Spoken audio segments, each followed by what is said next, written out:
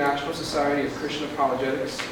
He received his bachelor degree in Bible from Mississippi College, his MA in philosophy from the University of Mississippi, and his PhD in philosophy from the University of Arkansas.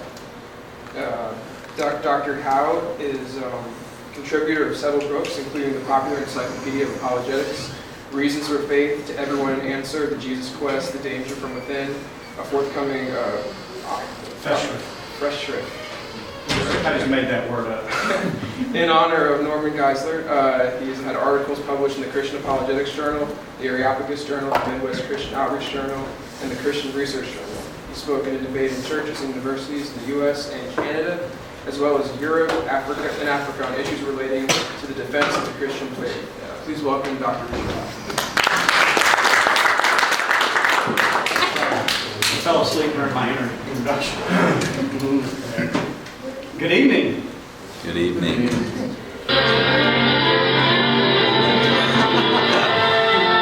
now we're pleased to bring you our featured presentation.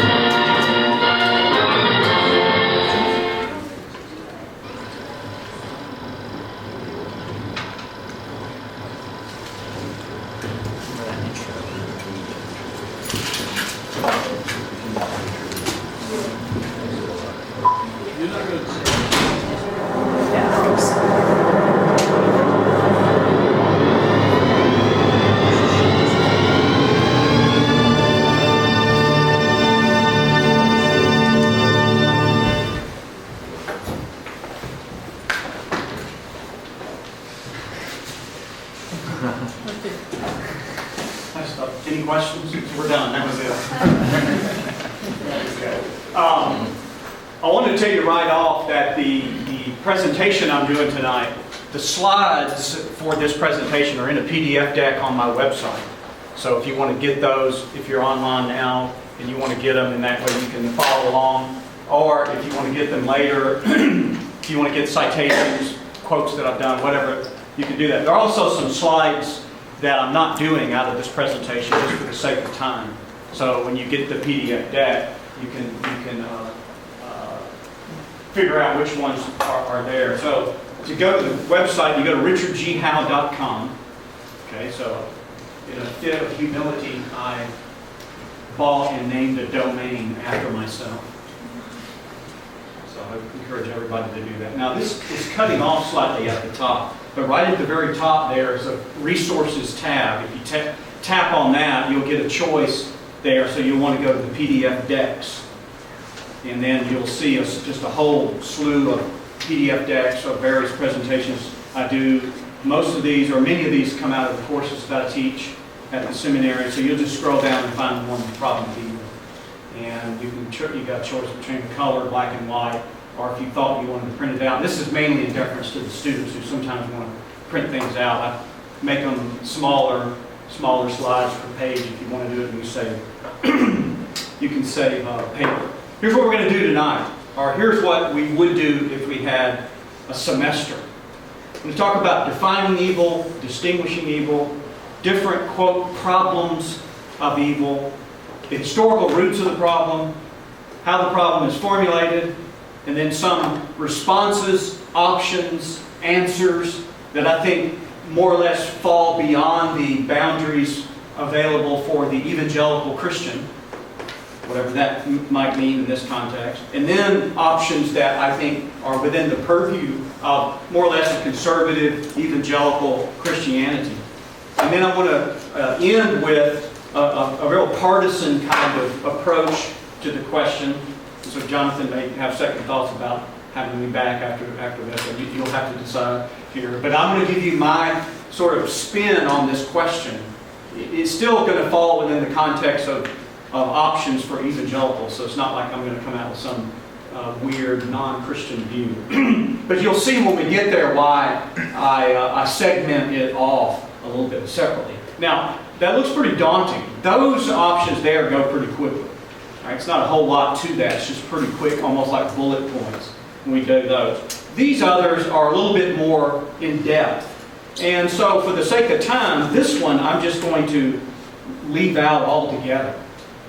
If we have time at the end or you want to ask questions about that, then we can go back and explore it.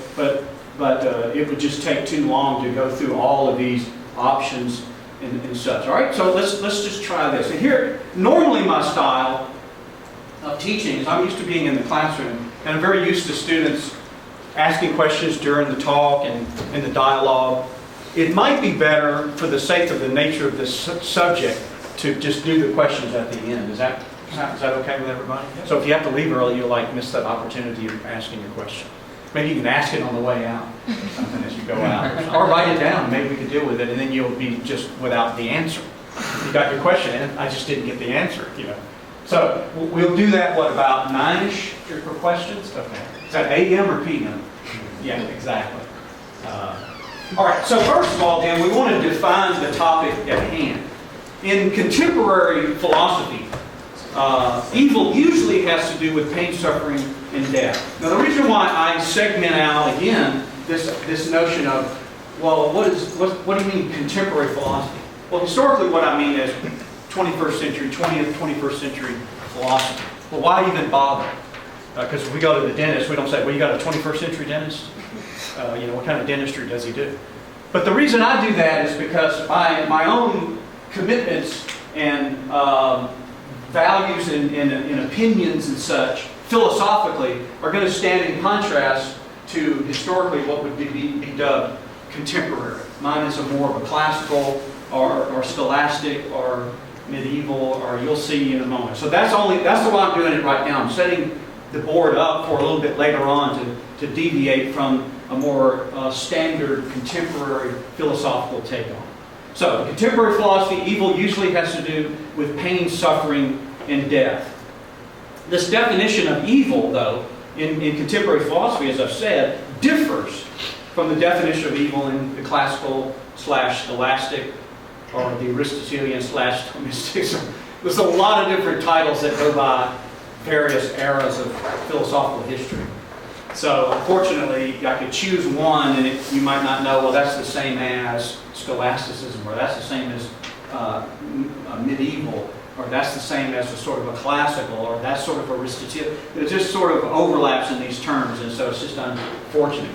I may just opt for one of them with the understanding I really mean a whole bunch of these at once here. So Theodore Drange, who is a contemporary philosopher who's an atheist, actually at West Virginia University, says this: to formulate the argument from evil in the strongest possible way, it seems to me that it would suffice to take evil to refer just to suffering and premature death. So in the context, he's discussing various kinds of nuances about what people might think are involved in the concept of evil.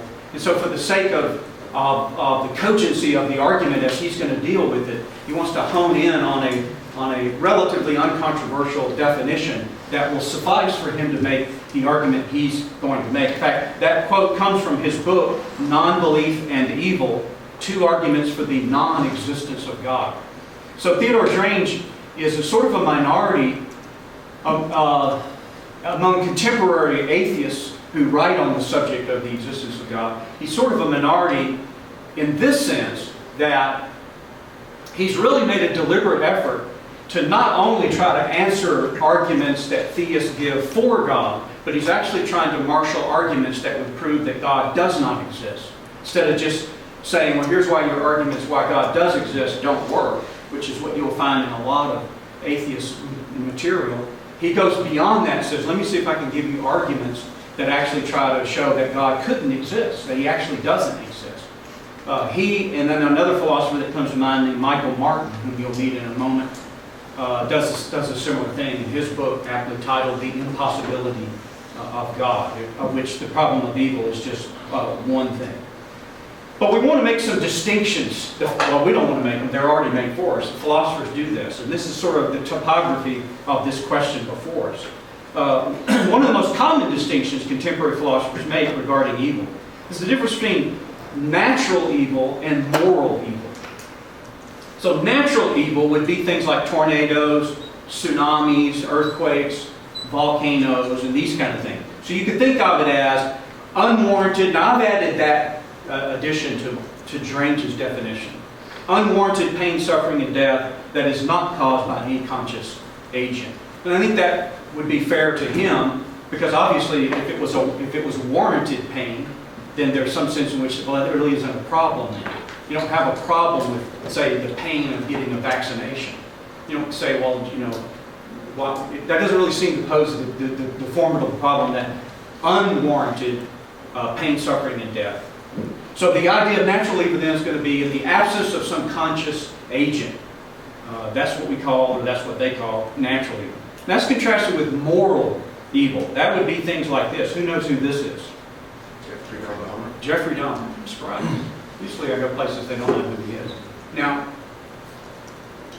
if we had time, which is what I do in my classes, because it's 3 hours per class every week, which I would hate to be a student doing. It's easy to do when you're the teacher. It's real hard. I'll give you my Jeffrey Dahmer stories. I used to live about 4 to 5 blocks from Jeffrey Dahmer in Milwaukee. He lived on 26th Street. I lived on 21st Street. He was in the 900 block. I was in the 700 block. And this was during the murders.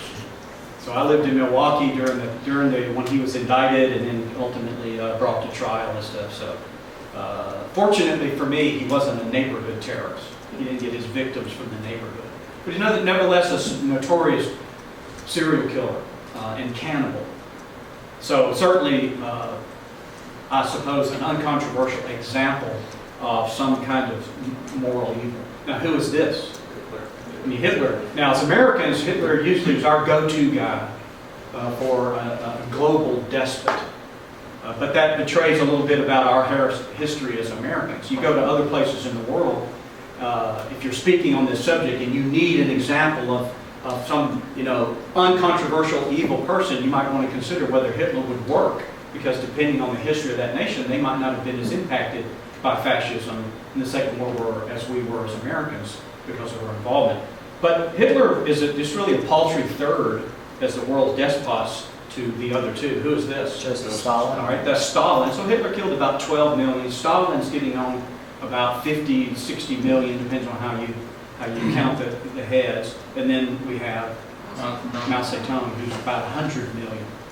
So poor Hitler, he's just a paltry third, even though we're not as impacted by the Stalin purges in the Ukraine and not as impacted by the communist revolution in China. So moral evil then would be unwarranted pain or suffering that is deliberately caused by a conscious agent. Natural evil, moral evil. The distinction in contemporary philosophy, do I have to say this, differs from the understanding of evil in this classical, scholastic, Aristotelian, Thomistic, blah, blah, blah. We'll say what that is here in due course. They're just going to slice up the issue a little bit differently. And you may find it helpful. You may say it just obfuscates the issue. So I'll have more to say about that in due course. We'll come back to this issue of exactly what is evil. For right now, we're going to operate with the standard contemporary understanding. And I think that will, again, suffice for us to come to appreciate as Christians exactly what the problem is. But we also have to be aware that there really are different, quote, problems of evil. So when we talk about, I think the flyer might have said something in the bottom right corner, the problem of evil. You actually use that expression. There are actually more than one problem of evil. You have, first of all, the logical problem of evil. This is the notion that the proposition God exists and evil exists are formally, logically incompatible. Now, those are technical. Well, I get to use my little pointer here because I get kicked out of the guild of professors who use pointers at least once in every presentation. I'm a member of that, so I did do my witnesses there. These are very pregnant terms here. They're really full of meaning. What is meant by formally, logically statements, okay? So we won't worry about what that means. It just means that whatever it is to be a formal, logical statements that are formally, logically incompatible. God exists, evil exists. That's the, quote, logical problem of evil. It was all the rage in earlier parts of the 20th century. Especially during the reign. I don't know how many of you are philosophy students. If you are, then you can actually get shots for that now. have interest in philosophy. I think there's therapy you can go through, try to get somebody, can you help me get over this? I actually got interested in this stuff. But it's pretty much passé now in academic philosophy. In fact, probably the most important atheist of the 20th century, academic atheist at least, J.L. Mackie from Oxford University, says we can concede that the problem of evil does not, after all, show that the central doctrines of theism are logically inconsistent with one another. He's speaking in terms of the actual formal notion of logic, not logic in the sense of reasonable, which sometimes people say, well, that's not logical for you to walk around in the rain without an umbrella. Well, that's not formally a logical problem. It just may be a stupid thing to do. He's talking formally, logically, whatever else that means. Michael Martin, who's another, I think, important atheist of the 20th and 21st century, from emeritus professor of philosophy from Boston University, says because of the failure of deductive arguments, so that would just be another way to describe these logically, formally logical arguments. Because of the failure of deductive arguments from evil, theologians, an theologian would be a philosopher who talks about issues relating to the existence of God when he denies that there is that God. So theology would be, if you think there's a God, and theology. These are kind of phrases that have gotten coined in the literature recently. Theologians have developed inductive or probabilistic arguments from evil for the non-existence of God. So I take it on their authority, since they are the ones marshaling the arguments historically, that the atheists are satisfied there's no logical problem of evil. But there are other problems of evil that warrant our examination. There is the what some might refer to as the existential or the pastoral problem of evil. What this has to do is that it's the problem somebody has when they're actually experiencing pain and suffering. A loss of a loved one, an ominous diagnosis from the doctor, just whatever.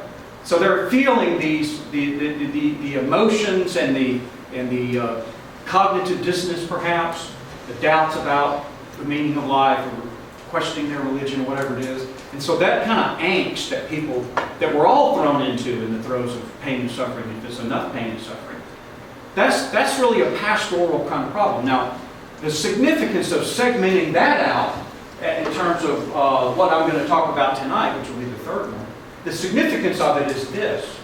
It's very difficult to assuage a pastoral problem someone may have and a pastoral need they have. It's very difficult to deal with that with just academic philosophy and Christian apologetics. That is, sometimes if people are actually hurting, they don't necessarily need a PowerPoint presentation.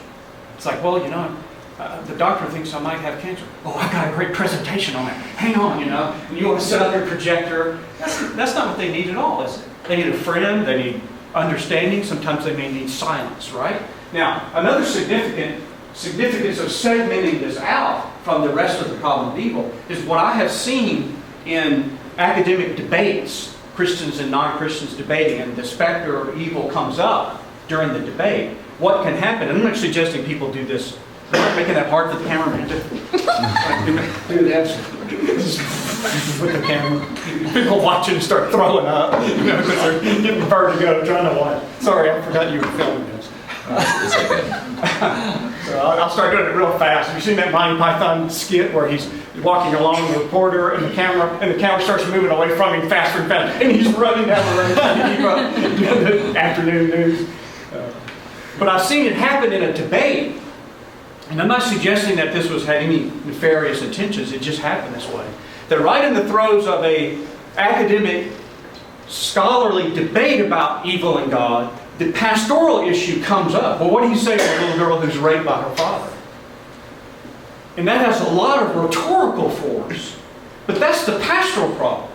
So even if the Christian wouldn't know what to say to a little girl who was just raped by her father, even if you didn't know what to say, that doesn't have necessarily anything to do with the philosophical problem.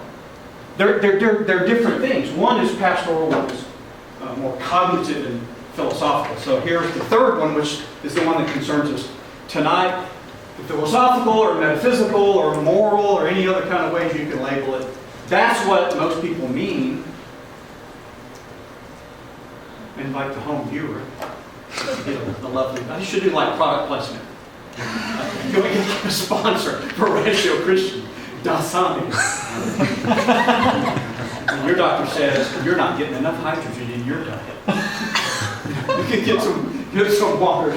Some guy going, he's fast forwarding through this part right here.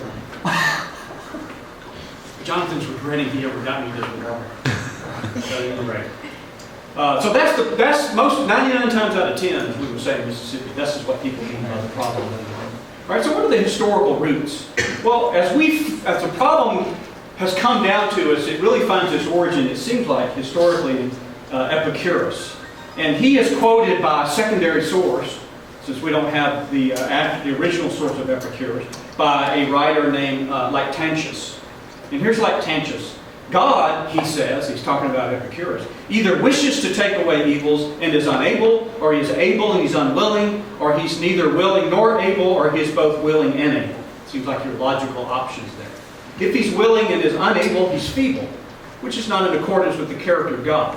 If he's able and unwilling, he's envious, which is equally at variance with God. If he is neither willing nor able, he is both envious and feeble, and therefore not God. If he's both willing and able, which alone is suitable to God, from what source then are evils? Or why does he not remove them? Probably the person, though, who's most single-handedly responsible for bringing the specter of the problem of evil up in the context of Christianity and academic philosophy. And this is the person that we would probably think of first when we think of the problem of evil historically in the context of philosophy, is David Hume. In fact, a number of major philosophical / apologetic issues that Christianity still deals with today, the way those issues are dealt with, the contours of those debates, are largely the way those issues were brought up by David Hume. Problem of miracles, problem of evil, and the design argument. All three of those find their sort of these cogent formulations in various writings of David Hume. So it's a very important 18th century figure. And so in his book, Dialogues Concerning Natural Religion, one of the characters is actually a trialogue. Philo is, again, quoting Epicurus. All questions are yet unanswered. Is he willing to prevent evil but not able? Then he's impotent. If he's able but not willing, then he's malevolent. If he's both willing, whence then, both able and willing, whence then is evil? Now, Cody and I were talking earlier about the Cambridge Companions. These are, if you're a philosophy student, I think these are great resources.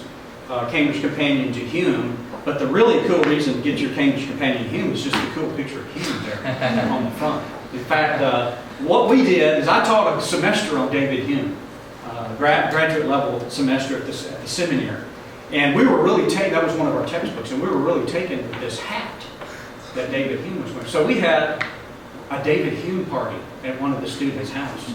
And the wife of the student all made us David Hume. In fact, I still have my David Hume. So, I don't know, what do you think? I think I should finish the lecture. What I should have done is just started with this on and never explained it. So somebody's watching this. So he's got his PhD from Arkansas, and I just come out, hey, let's talk about evil. I don't know if they were agreeing or not. I appreciate it. So in case you're kept wondering who's who there, that's me there. With that. just to let you know. All right, so let's formulate the problem more succinctly for our purposes tonight. Premise one, and I'll add something to the problem, make it a little bit harder problem. If God is all good or omnibenevolent, then he would prevent evil. That's premise one. If God is all powerful or omnipotent, then he could prevent evil. Premise two. Premise three says if God knew in advance that his creation would fall into sin, he would have either not created in the first place or taken steps to prevent the occurrence of evil. Now, here's the new part. This idea of foreknowledge, because that seems to make the problem a little bit more, a bigger problem, to add this idea of, because somebody could just say, well, he didn't know, he's doing the best he could, but who could have known that he would have all blown up in his face, so we add that. So if he knew in advance, as a standard sort of traditional view of God would insist upon, is that he would have known that, let's say Adam and Eve, if you're a Christian, were going to sin, then it would seem like, according to the critic, he just wouldn't have created in the first place. Or he'd have taken steps to prevent the occurrence of evil if he had the power and inclination. Premise 4 says there is evil, that is, it's not prevented. Conclusion, then either God is not all good, or God is not all powerful, or both, or God did not know the future, or some combination of the three, or God does not exist. And again, most of the time, in my experience, when the specter of the problem of evil comes up, it comes up as part of an argument for the non-existence of God. It seems to pose problems for some kind of internal coherency to the Christian view of reality, that you've got a God who has these attributes, yet you still have these evils in the world. So ultimately, the critic will argue that the presence of unwarranted pain, suffering, and death make it unlikely that an all-powerful, all-good God exists. And I use the word critic there instead of atheist on purpose, because one might be an agnostic and bring up this issue, and one might even be a theist, perhaps even a Christian theist, that is now starting to wonder, well, maybe the evidence does. In other words, they might be reconsidering the truth of their Christian faith based on this. So the critics sometimes aren't always just the atheists. It could be people that are agnostic. It could be people that already have religious proclivities, but nevertheless perhaps are reconsidering. So the challenge to the Christian is often framed in terms of whether he can show that there are morally sufficient reasons why God should allow evil. In the absence of any compelling arguments that can demonstrate these morally sufficient reasons, one is justified to conclude that God does not exist. That's the challenge there. It's a key phrase here I want you to just hang on to until we get to the end here. And this is the idea of morally sufficient reasons. All we mean by that at this point is that it seems like that the Christian's obligation is to figure out what one or more of these might be that justify God morally for why He's doing what He's doing, or at least why He's allowing to happen what is happening. That's sort of the point of the spear, is this whole notion of morally sufficient reasons. And so if you're familiar with the literature on the subject, both within academic philosophy as well as Christian apologetic, you should see this phrase a lot. People talking about, what are God's morally sufficient reasons, and do you think He has them? Here's what I think some of these are. I want you to just hang on to that phrase here as we get towards the end. So, as I said, there are a number of options for the non-evangelical. And they range anywhere from maybe God doesn't know the future, maybe God isn't all as good as we thought He was, maybe He doesn't have the power we thought He did. And I submit to you that by and large, for the most part, those don't fall within the boundaries of just your standard evangelical conservative Christianity.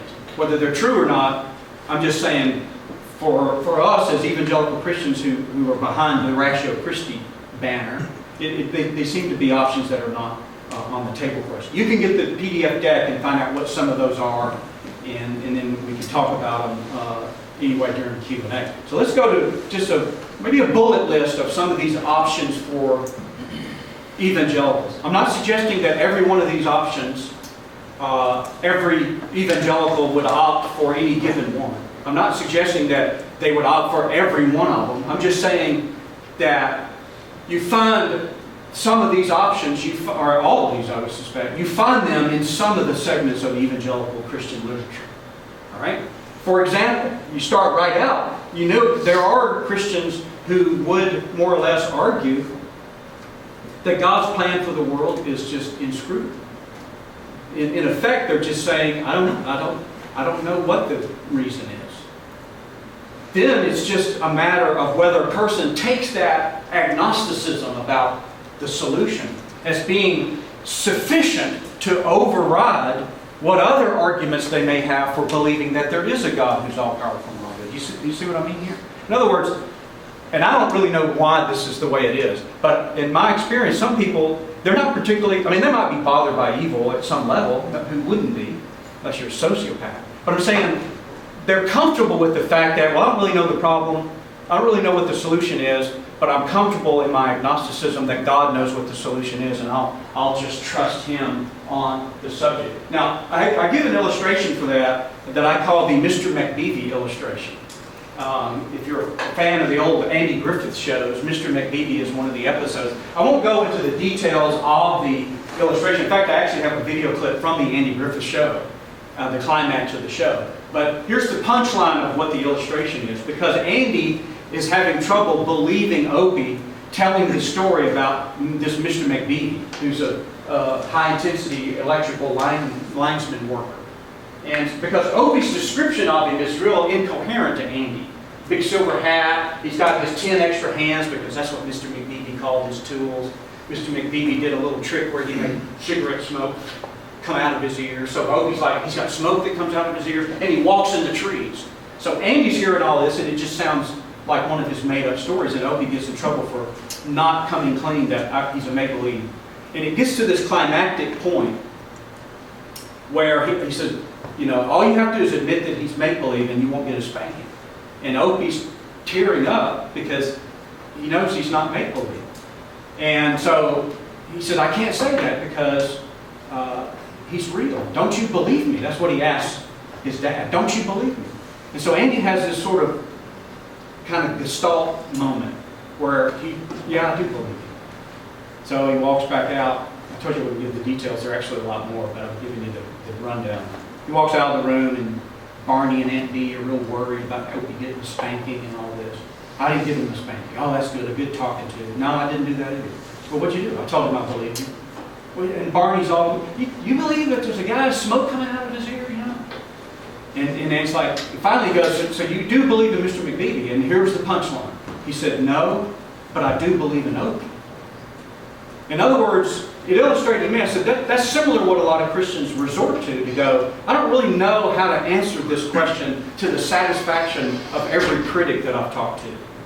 But I, whether I'm right or wrong in this would be the Christian talking, feel like I've cultivated a relationship with God such that I trust Him in the light of the things that I don't know. And it was sort of analogous to Andy saying, I don't really understand this Mr. McBeebe thing that you keep describing, but I trust you.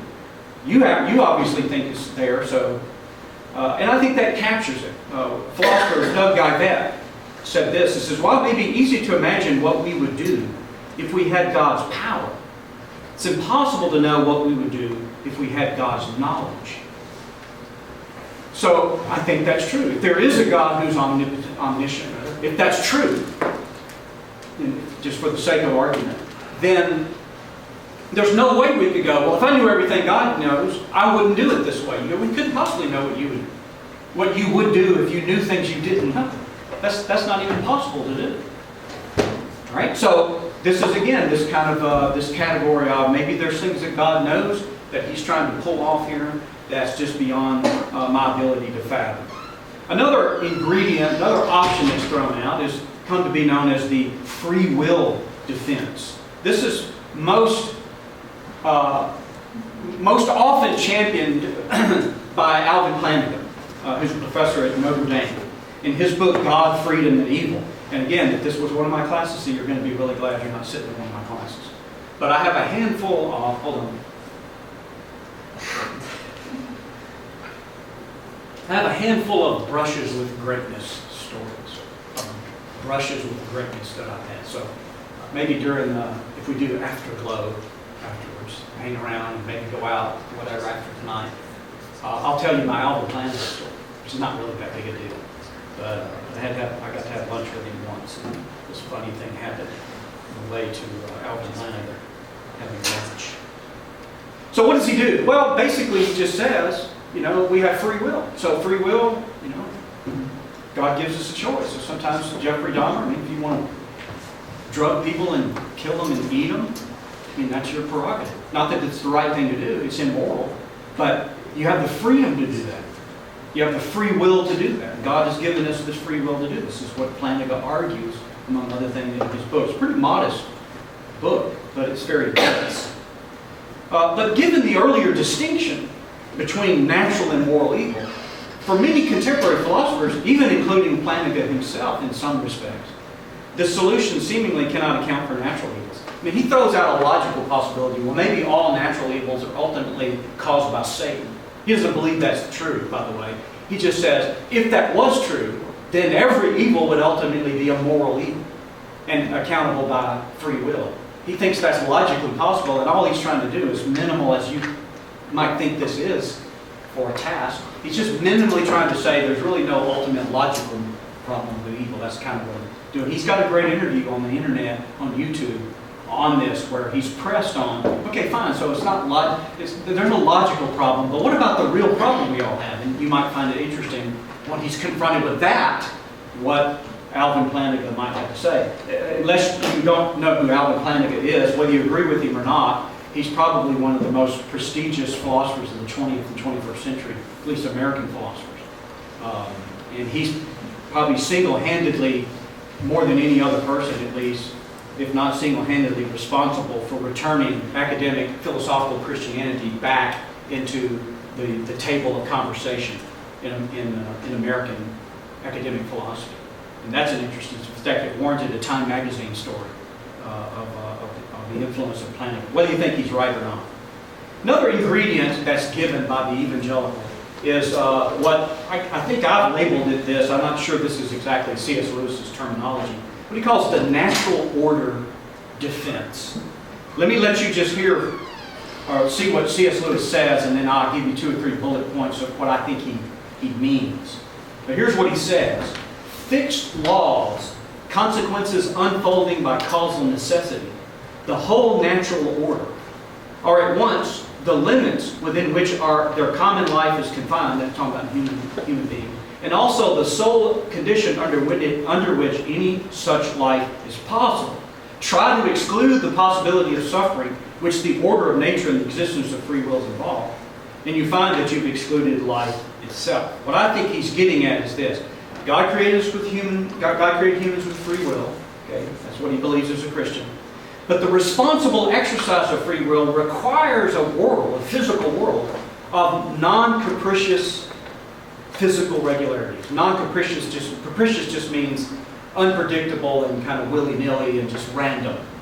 So you need non-random physical regularities, or what we would just call physical laws, in order to have moral responsibility. All he means is this. Suppose somebody said, hey, well, could you hand me your clicker? Well, I don't know anybody would do that. But suppose somebody said, hey, could I borrow your clicker because I wanted to do the little green light or something? And I go, yes. And so if the physical laws of nature, which is totally random, that anything could follow from any physical event could follow from any other physical state, if that's the way the world was, then it would be physically possible that as I walk over to hand them my clicker, that it turns into a bomb, and just as I hand it to them, it detonates and blows them up and kills them. But Lewis would say, but then how morally responsible would I be for the fact that this thing changed from a PowerPoint clicker to a bomb and blew me? So you murdered the guy. So it's not my fault. I couldn't have possibly known. If the laws of nature are not regular, I couldn't possibly know what the consequences of any of my actions are. I don't know that going up and just patting a little boy on the head for a job well done couldn't just all of a sudden, my hand turns into a knife and I cut his head off or something. I couldn't know that. The only way I can know and take responsibility for my actions, this is C.S. Lewis' argument, is that the physical laws of the world are predictable and non-random. So you know that if you had driven that fast on those kind of road conditions, you were endangering somebody's life, and you're held morally accountable for that. That's the way they do it in the law and stuff. But if you're going to have physical regularities or laws in order to be a moral creature, then Lewis argues that creates the possibility of these natural laws. These natural evils. So he would just say, well, why wouldn't God just have one less brain tumor in a child or one less tsunami?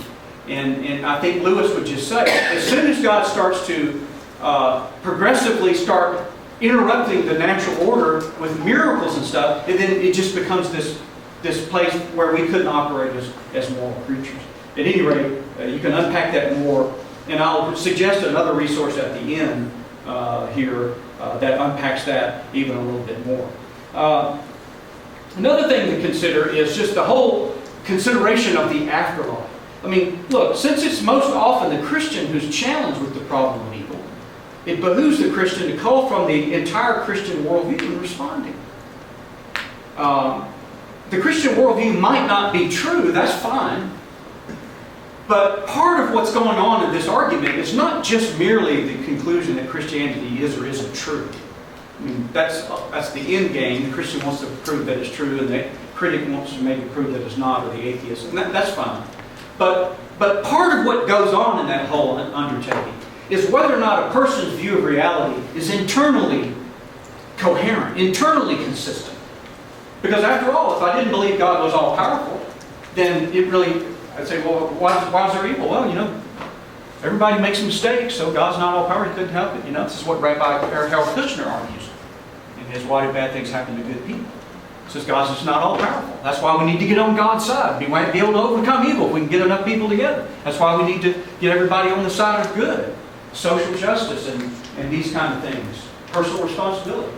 No. So if the challenge then is, well, there's something internally conflicting with an all-powerful, all-loving God, and there's evil. That's the challenge. Then I would suggest to the Christian, well, there's more to the equation than just how do we assess what's going on right now in the world. You have to, I think, as a Christian, also introduce into the conversation the whole notion of an afterlife. Now, the atheist may say, well, I don't believe there is an afterlife. I said, that's fine. I appreciate that. I'm just saying that my Christian worldview is crippled if I'm trying to explain things with only part of that worldview. I can't, or I shouldn't say I can't. A Christian might find himself saying, I'm not able to account for this problem fully if you don't let me draw from my entire view of reality. Because that's what's being challenged anyway, is the Christian view of reality. So what about the afterlife? Well, I would submit to you at least the Christian view of the afterlife. Whether it's true or not, I'm just making an argument about this renders it internally consistent.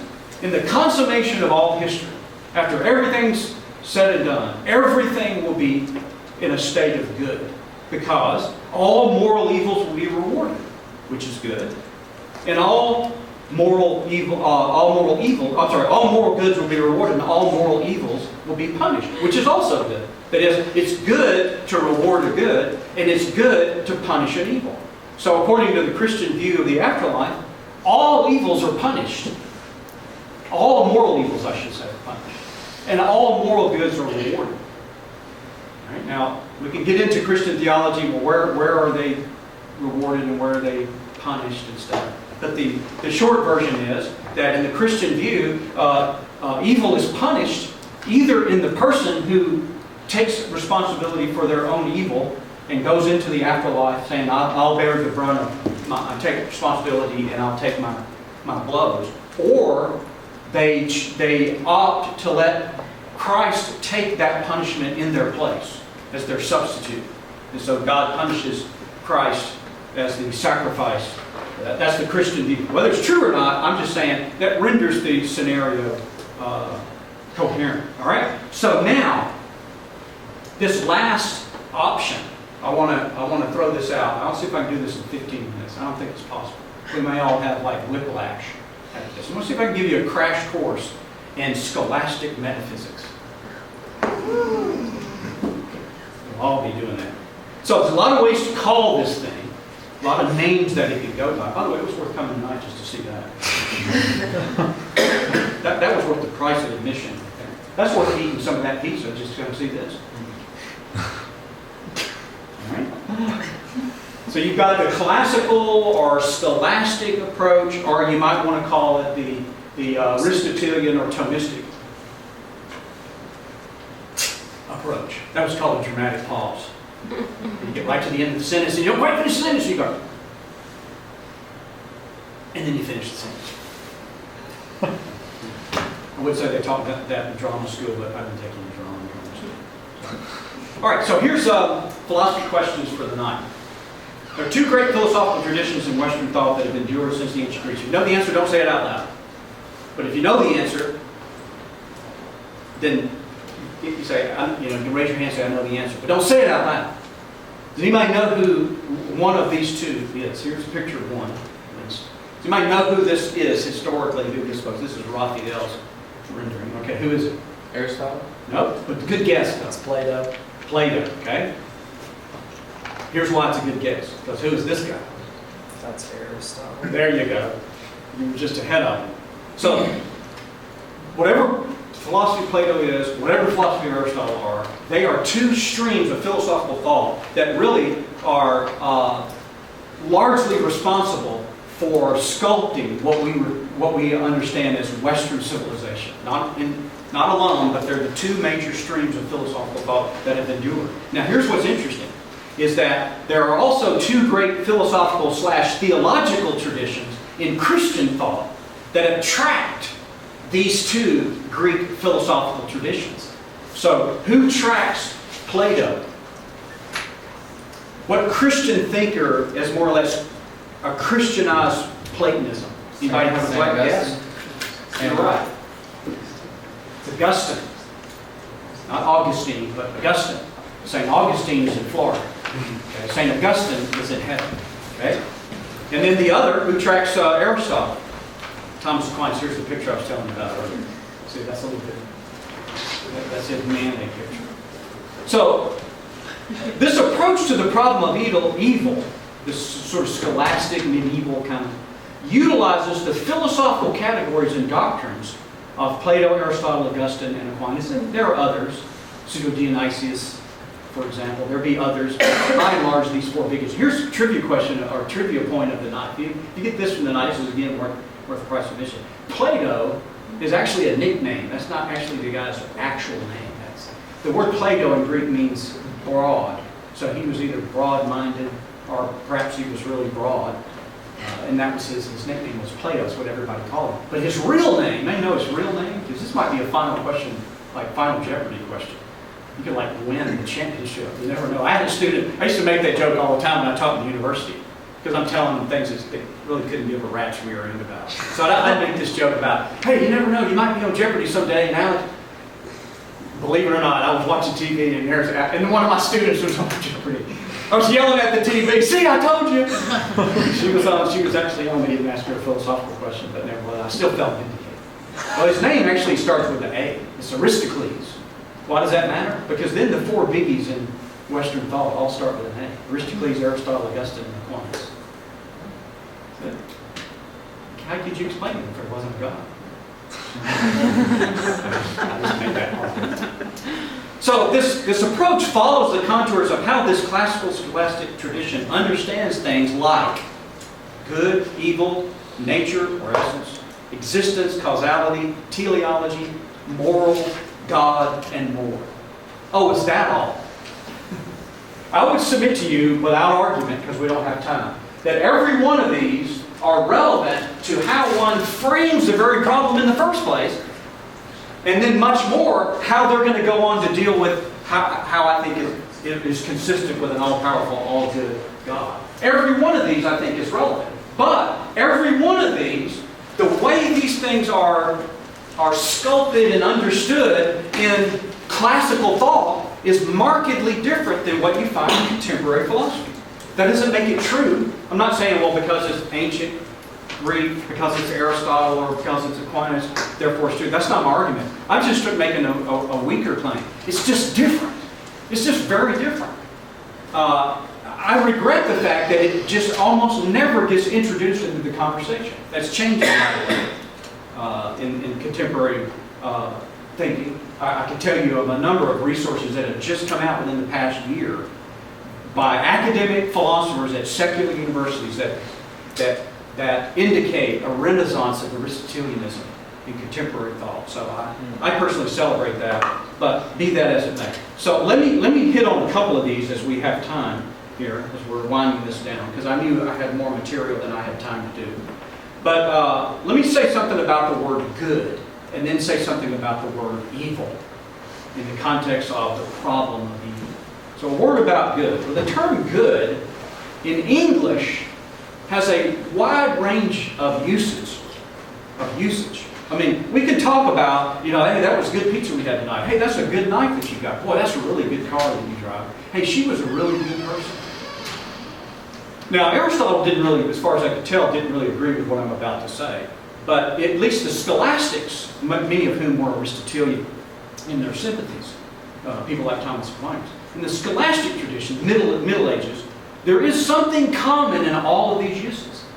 that there's something common between a good slice of pizza, a good knife, a good car, a good person.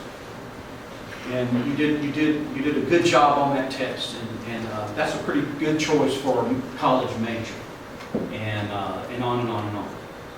So what is that? What is the notion of good? Well, let me throw it out here, and then create more questions than I answer, and then that way I get to come back and go, okay, what was that thing that you said? Something about evil and good.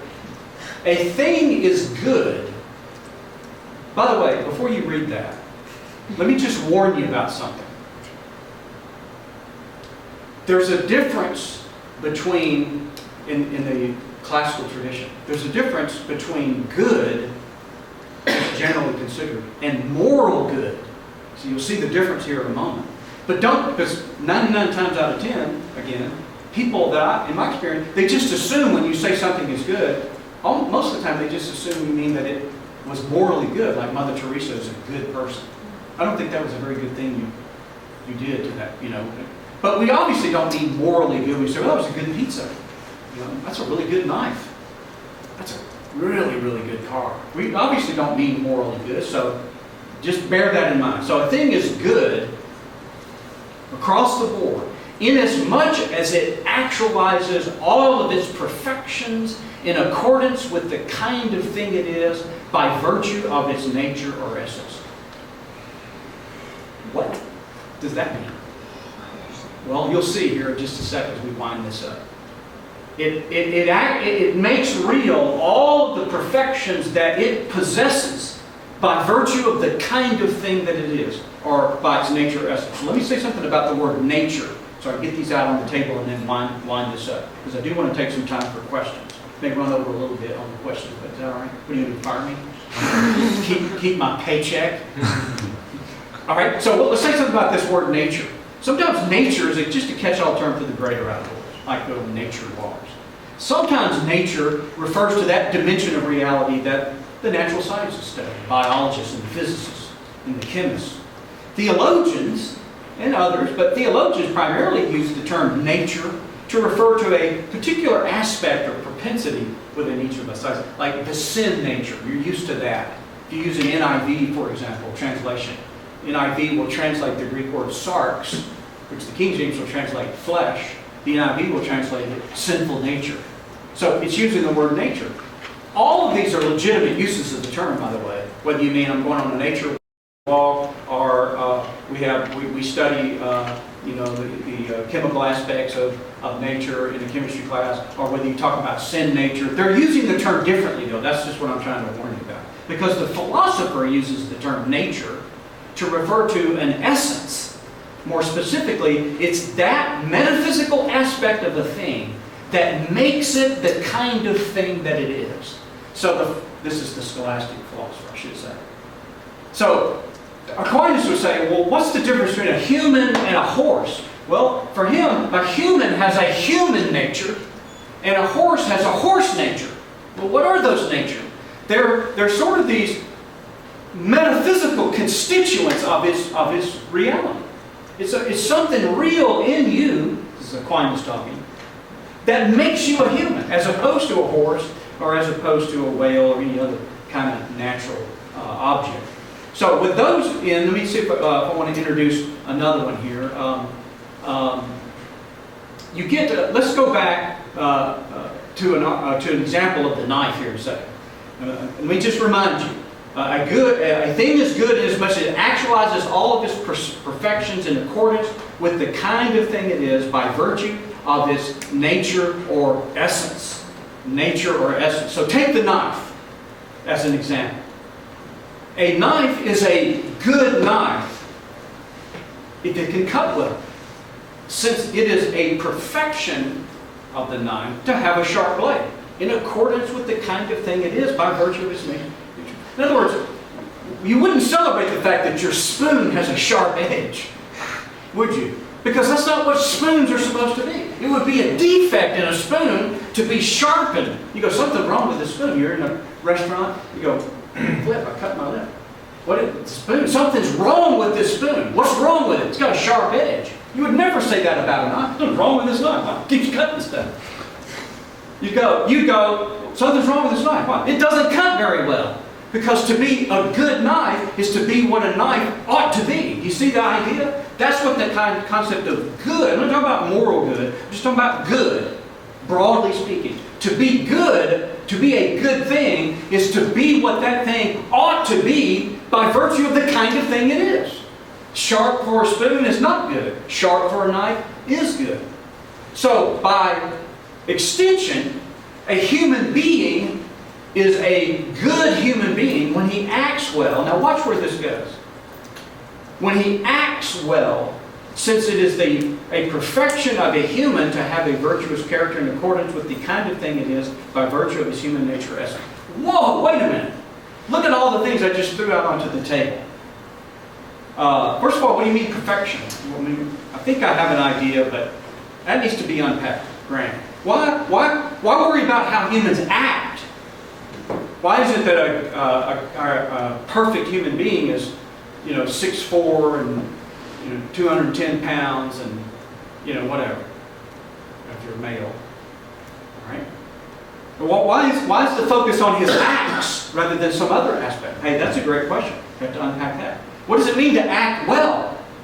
How do you know what that is? Absolutely, that's a good question. That has to be unpacked. We're not doing any of this, by the way, tonight. I'm just showing you. This is how robust this tradition is as far as what it's going to introduce into the conversation, and then bring it all to the issue of the problem of evil, which I'll do here with 1 or 2 slides as we end. What do you mean virtuous character? What constitutes a virtuous character? And then last, I need a little bit more on this idea of human nature. I thought we were just our DNA. I thought we were just genes that are seeking our own survival and stuff. Now, again, these are all thick terms in the history of philosophy. You take a whole class in philosophy just to unpack some of these. But I'm just saying, this is how you unpack all of these will have everything to do with them, which we'll go on to say in just a slide or two, about God vis-a-vis the world and evil. But just as a short digression, a couple of resources I would commend to you. This whole notion of understanding human nature this way and virtuous character and all that whole thing traditionally falls under the purview in philosophy known as natural law theory. It's what you find in the Declaration of Independence. When in the course of human events it becomes necessary for one people to sever the political lines to connect to another, assume on the powers of the earth separate but equal stations to which the laws of nature and nature's God entitle them, a decent respect for the opinions of mankind required that they should give a reason which impel them to the separation. We hold these truths to be self-evident, that all men are created equal, that they are endowed by their Creator or something they are not. I'll have that memorized, right? The key phrase in there was that when he says that there were people are allowed to more or less start a new government to which the laws of nature and nature's God entitled them. Is what the Declaration means. What is that laws of nature? We're not talking about electromagnetism and gravity. We're talking about these moral laws. So a good book by J. Budiashevsky, if we get the chance afterwards, I'll tell you about J. Budiashevsky Brush with Greatness story. I had lunch with him one day and something funny happened during lunch. Case for Natural Law. Another book that I would commend to you if you're interested in this is a book, Natural Law and Evangelical Political Thought. It's a collection of scholarly articles. And then one last book I'll commend to you as we draw this to a conclusion. Because I want to leave a minute or two for one. Actually, we're just going to do questions. We're not going to do answers. That way we'll save a whole lot of time. We get a whole lot more questions in that way. I found that to really be effective. Another book, though, if you really want to run out and go, okay, I don't understand this notion about essence and stuff. David Oderberg's book, Real Essentialism, is actually one of the examples I mentioned earlier of contemporary philosophers who are exhibiting part of this renaissance of Aristotelian metaphysics. He's one of them. He's a contemporary philosopher defending the notion of essence because it's not really held in contemporary philosophy by and large. But Oderberg has his way. It will be. All right, so let's say something about evil so we can bring this to a close. What about evil? What is evil given what we think good is? Well, Augustine's the one that's credited with this, at least the initial stages of understanding evil as a privation. Because here's the dilemma. If you're a Christian and you believe God's the creator, as Augustine was and did, then if God created all things and evil is a thing, then God created evil, which doesn't seem right to him. If God did not create evil, then either it just isn't real, it doesn't exist, or there's some sense in which it's not a thing. So what's he going to do? Well, for Augustine, there's a difference between being nothing, like unreal, and then not being a thing, even though grammatically in English they seem equivalent. No thing and not a thing. You'll see what I mean. It's pretty clever, I think. Augustine argued that evil is real, but is not a thing. What is it? It's what he calls a privation, or a lack in things. In fact, that's what he says in Confession, Book 3, Chapter 7, Section 12. Evil is only the privation of a good. Now, one other definition, and I'll give you an illustration and we'll draw this to the close. There's a difference between a privation and a negation. A negation is the mere absence or removal of something. But a privation is the absence or removal of something that ought to be there. So here's a good illustration, I think. I think it's a good one that didn't come from me. Of evil as a privation. Blindness is the privation of sight. But blindness is not a thing. You can't say, well, how much does blindness weigh? You know, and if, you know, could you do surgery on a blind man and remove the blindness and put it into a little petri dish? No, it's not a thing. Well, the word blind refers to some kind of absence or lack or privation in a human. But what's interesting is it's not just the lack of seeing, because a rock cannot see, but we don't call a rock blind. Why? Because a rock isn't the kind of thing that ought to see. So the absence of seeing in a rock is different than the absence of seeing in a human. Do you see the difference? Well, what is that difference? Well, in the rock, it's just merely a negation. In the human, it's a privation. So what Augustine argues is that evil is a privation of a good. Sorry, to defeat that frame. All right. So, well, then what does this have to do? Here's the last ingredient, and then I'll give you my concluding thing, and that's the idea of that. Okay, so what makes something moral? What's going to make something moral in this equation is, again, the notion of free will. That only human beings are moral in the sense of the word. So unlike artifacts like knives or plants or animals even, a human being is created with a free will. It's a Christian being. And is capable of choosing for and against its own nature or what I call telos here, because I didn't do the word telos. It just means that towards which your nature is aiming. So, look, an acorn doesn't have a choice as to whether to become an oak tree or not, right? It just doesn't have a choice. And there are things about us physically, we don't have choices. I don't have a choice to just, well, I don't think I'm going to digest that pizza. I'm waiting. I'm just going to hold off and digest it tonight when I'm watching the movie. It just happens, right? But in terms of our character, then we are able to choose, this is the scholastic view, we're able to choose to act in a way that does violence to what it is to be a human being. Now, I'll just throw this out without argument and just ask you to consider this. Look, if people say, well, who are you to say what a good human being is and what a virtuous character? And I would just go, look, we just didn't start talking about this yesterday. This wasn't something that just came up because some philosopher wrote a book last year.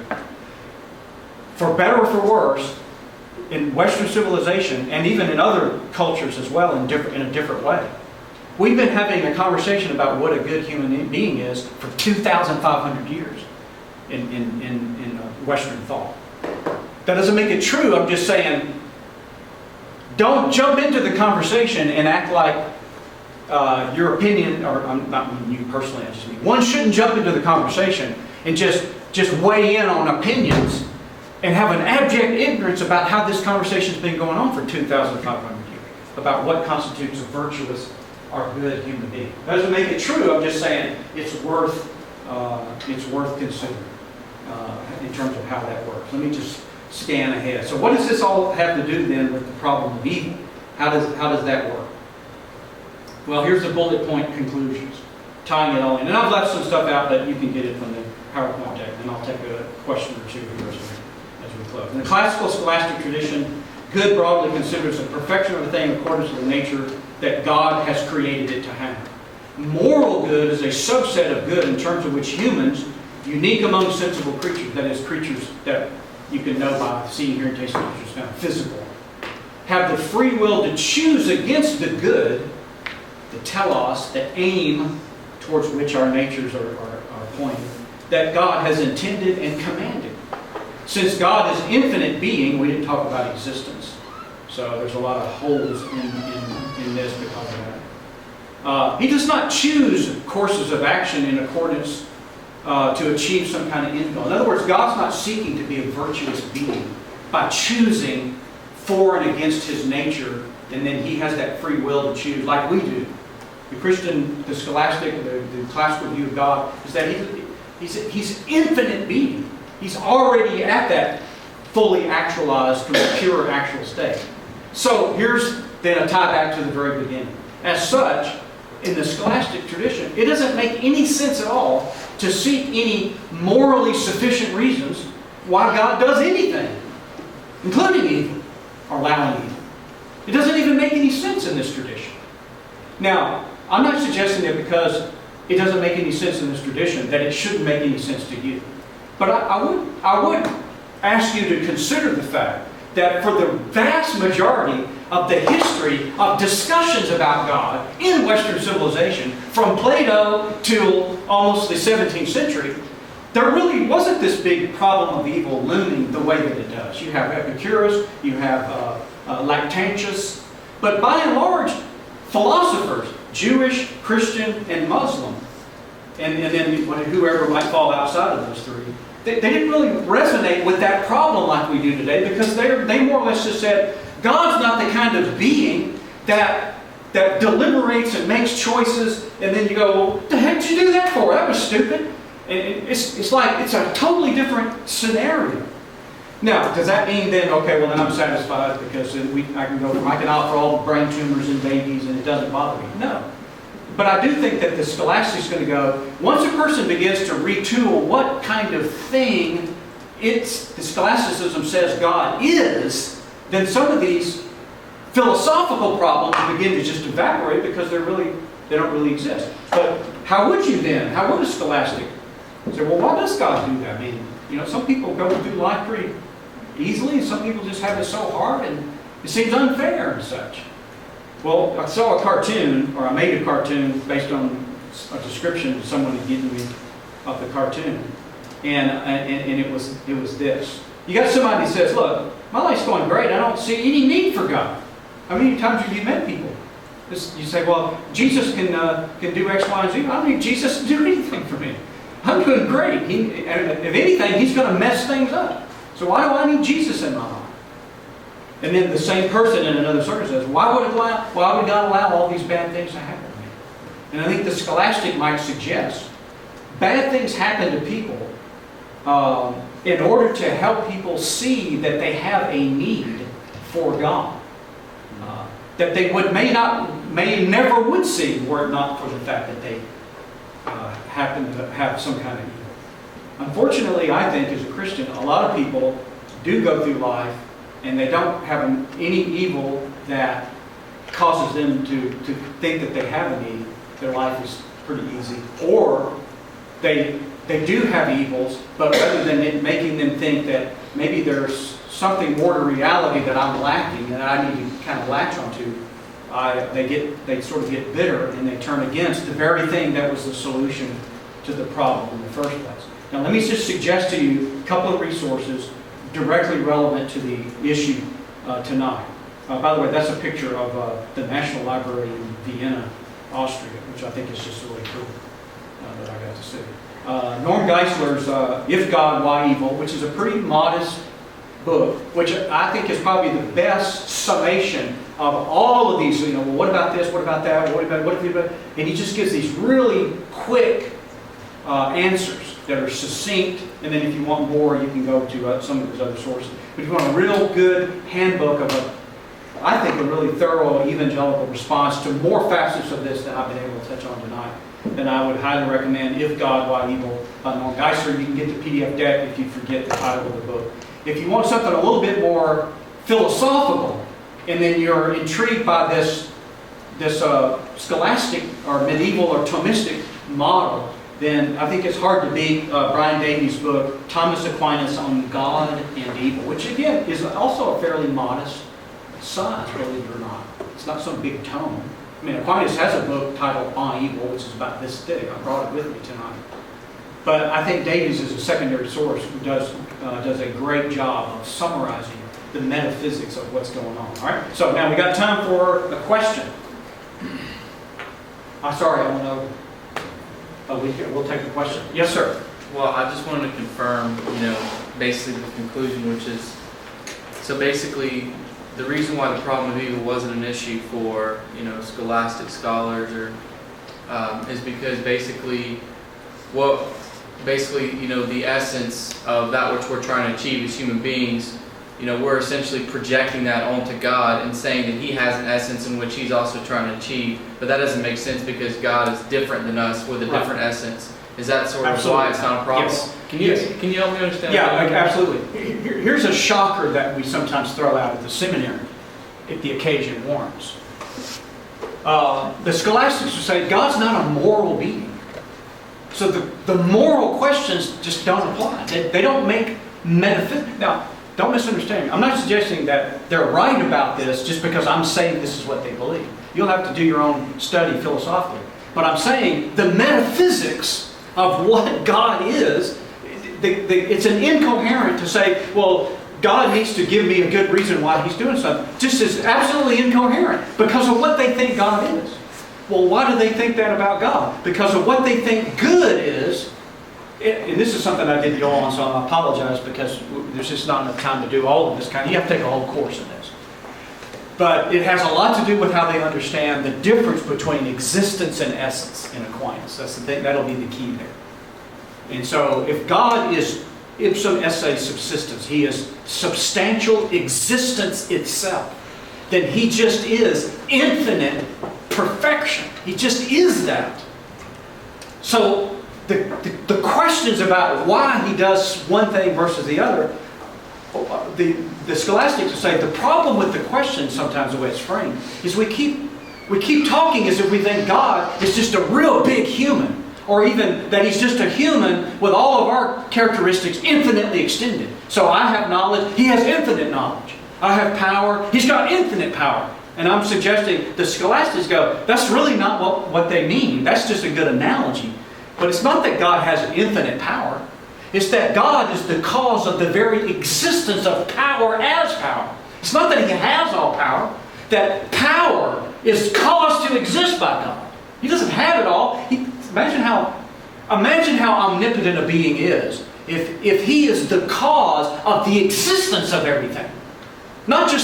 He just doesn't have extended characteristics, infinite power and infinite knowledge. He's the very cause of the very existence of everything at every instance that's existed. Well, how could God make somebody walk on water? Because the very water and the very person walking on the water, the physical, they're being caused to exist right at that moment. At every moment that they're, If you start teasing those out, it starts to get out. This is what Davies tries to do in a short little book. And it may not be satisfactory to some people. Certainly, I predict it's not satisfactory pastorally and emotionally speaking. But I'm compelled by the metaphysics personally as a Thomist philosopher myself. But anyway, that doesn't really mean a whole lot to you. Sorry, I'm taking too long on the answers now.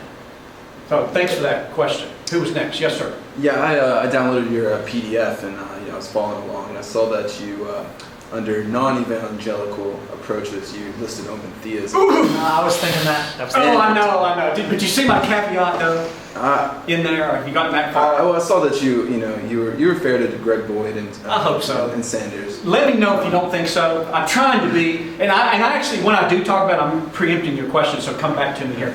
But you have to take my word for it. When I actually talk about this with groups, I defend Boyd philosophical, because I know Gregory Boyd is a very godly Christian man, and he's a member of the Evangelical Theological Society. ETS has more or less decided that open theism is consistent with evangelical.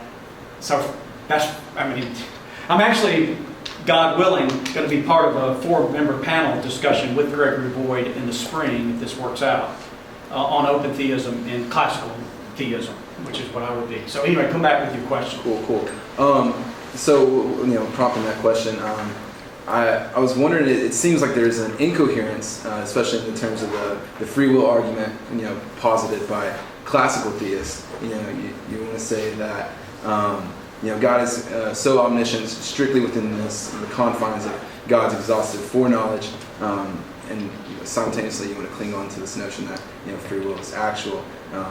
Say that, but the thing is, if seems problematic, doesn't it? It seems very problematic. Yeah, no, I appreciate the fact. I'm with you there. Here's one of the things that I think is part of the how to untie this knot. And all I can do is throw this out for your consideration, and we can talk about it. You can email me, whatever. Take a card, and you can email. But what I think gets left out of the conversation about God's foreknowledge in human actions vis-a-vis the question of freedom is that there are different ways to be causally related to an event. All right? So, at least 2 ways right off the top of the head. I can cause this bottle to move, just the physical power reaching over and moving the bottle. That's one causal. So somebody might say, well, did Richard cause the bottle to move, or did God cause Richard to cause the bottle to move? And if God's causing Richard to cause the bottle to move, then how is Richard free when he moves the bottle? That's how the discussion usually goes. And so people say, well, God really doesn't do this. And you carry it far enough, you can be like an open theist. Or you have some qualified, say like an Arminian. Or you say, no, God causes. And so you be this hardcore Calvinist or whatever. And there are other options. All right, but that's only one way to be causally related to this event. An additional way to be causally related is that while Richard is reaching out with the power of my muscles, and I'm grabbing this bottle and I'm relocating it over here, and the friction of this table, it keeps it from going, all the physics and everything. While all that is happening, God is causing every ingredient of that whole scenario to constantly be in existence at every instant of its existence. Sort of like a symphony playing a song. You say, somebody said, hey, where did this bottle come from? That comes from a factory in Woodstock or whatever. Okay, fine. But if you heard music, if we were sitting there and we were hearing music, you wouldn't say, well, where did that music come from? Instead, you would say, where is the music coming from?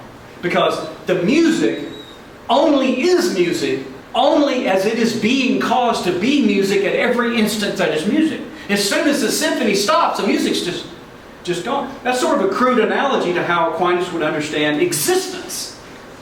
Existence is something essences do. They're just existing. And so Aquinas thinks that unless you're just existence itself, which is what he says God is, ipsum esse subsistem, substantial existence itself, then everything else just has existence. Which means its essence can account for the fact that right now it is existing. Not that it came into existence in the past, but at every... So if that's the case, then God is causing the whole... It's sort of a... Well, let me finish one sentence. It's causing the whole thing to exist. That's a different causal relationship to that event than the first one about me moving. Because he's causing me, he's causing my power, he's causing the friction, he's causing the table, he's causing this, he's causing the space. So it's a bad analogy that I use is, boy, this analogy breaks down really fast.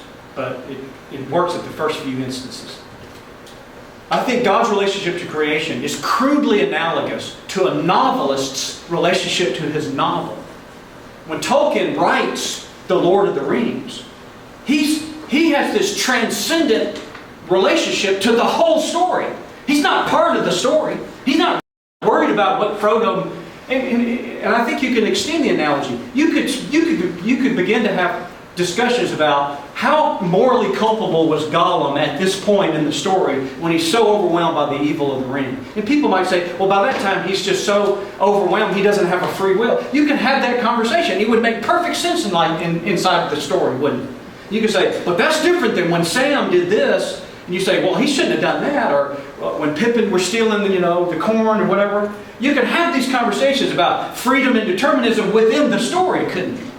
But the whole story is written by Tolkien. And he writes Gollum to be determined to do this, and he writes Frodo to freely do that. Because his relationship to it is a causal relationship that doesn't even exist in the story. Nothing in the story is writing the story. And so I think God's causal relationship to His creation is something that doesn't exist anywhere in creation. There's nothing in creation that's causing things to exist. Anyway, that's again taking longer to ask. That's part of the contours of the debate. That's what will come out, by the way, because Gregory Board's gone on record of being decidedly critical of this classical tradition. So it's not like he's making a mistake, in my judgment, out of ignorance. He knows what he's denying. So that's what I think will make for an interesting discussion if we have it. So keep your ear to the ground, keep on my website, and you can do it. Anyway, we're over now. So now I have to come back and speak fewer minutes the next time. I'll turn it back over to you. Well, thank you, Dr. Howe. Thank you.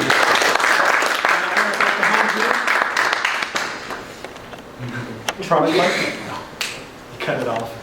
You blanked me out. No, zoomed in.